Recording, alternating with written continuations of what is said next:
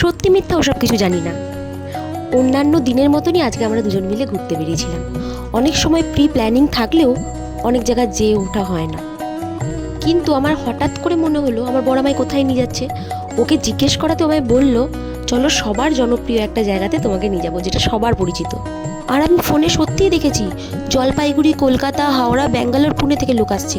আচ্ছা ওসব কথা তোমরা বাদ দাও, জার্মান লন্ডন থেকে লোকে দেখতে আসছে মায়ের দর্শন করতে। আর আমার বাড়ি বর্ধমান, আমি একবার যাব না? তাই চলে গেলাম নাদরা। অপোজিটে একটা মাধ্যমিক স্কুল পড়বে, তার অপোজিটেই মাঠে মায়ের মন্দির, মা কৃষ্ণকালী মায়ের মন্দির। এমন টাইমে গেছি পুরো ফাঁকা ছিল। এমনি শনিবার প্রচুর নাকি ভক্তর ভিড় হয়, কিন্তু যেয়ে দেখলাম পুরো ফাঁকা। 5:30 6টা নাগাদ গেছিলাম। মোট 10 জনের পর আমার লাইন ছিল। পুজো কিনে মায়ের কাছে পুজো দিয়ে দিলাম। কিন্তু ওই রকম টাইমেও খুব একটা কম লোক কিন্তু ছিল না। মাথায় ত্রিশূল ঠেকানো এবং পুজো দেওয়ার পরে মা মঙ্গলা মা, ওখানে যিনি পূজারী, কিছু কথা বলছিলেন, নিজেও শুনলাম, আপনাদেরকেও একটু শোনার সুযোগ করে দিলাম।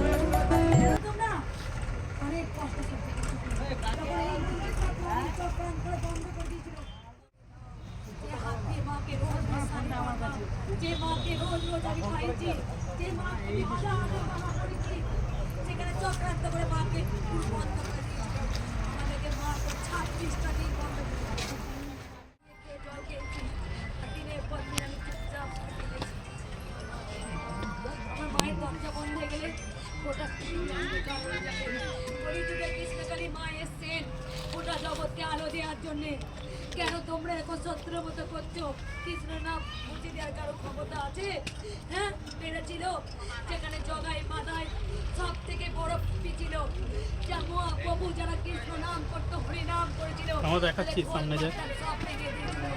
সেই মহাপাপীরা জগাই মাথায় তারাও কিন্তু উদ্ধার হয়ে গেছিল কৃষ্ণ নাম ভজন করে। তাই মায়ের নাম কোনো ক্ষমতা তৈরি হবে না মায়ের নামটা মুছে ফেলার। কৃষ্ণ নামে যে কি অমৃত শক্তি আছে এখনো কারো জানা হয়নি। গোটা পৃথিবী আজকে মানুষ কৃষ্ণকালী মায়ের কাছে ছুটে আসে। এমনি এমনি সবাই বোকা, সবাই মূর্খ, সবাই বোকা। হ্যাঁ, কেন তারা আসে মায়ের কাছে? তারা কিছু পায়।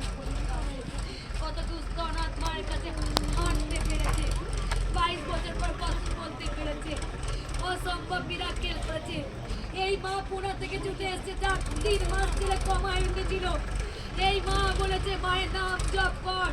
আমি জল পড়া, তেল পড়া, দাবি পড়া আমি কিছু করি না।